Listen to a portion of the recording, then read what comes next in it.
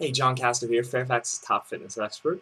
Today, I'm here to tell you about the truth about getting abs.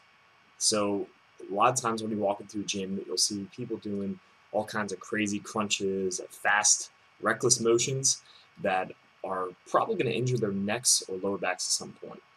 And there's a lot of misconception about how to actually develop your core and abdominal region. And I basically want to separate fact and fiction. So first thing is your core is not meant to flex. The spinal flexion, when you do the crunching motion, that's not its primary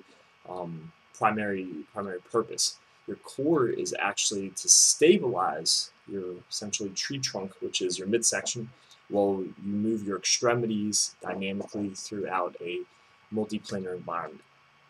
So doing hundreds, if not thousands, of crunches is not only inefficient and ineffective at developing this region of your body, but also it's putting your lower back at risk, because a lot of times people that are doing tons of crunches and other spinal flexion movements aren't balancing those out with spinal extension and developing the lower back muscle strength.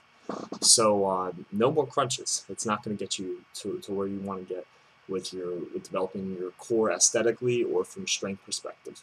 You want to be doing static holds, which are planks, bridges, where you hold them for a set period of time, which is isometric contraction.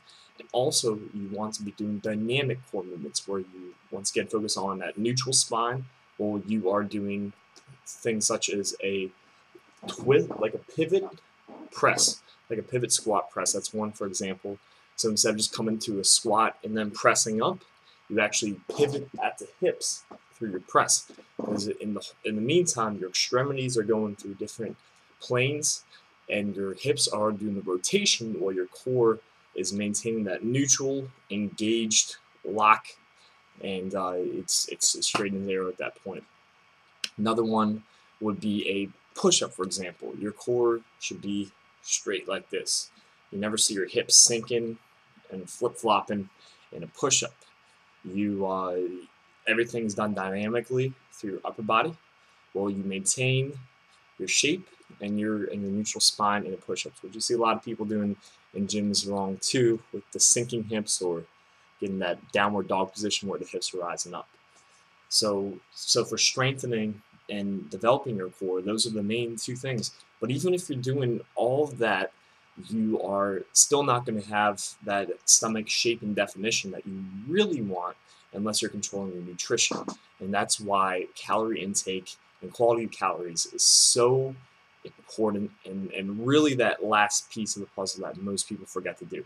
So static holds such as planks, bridges, dynamic movements such as push-ups or core-specific dynamic movements, and also proper nutrition are really the secrets, which isn't that much of a secret to begin with, to getting a well-developed, aesthetically pleasing and strong core and midsection.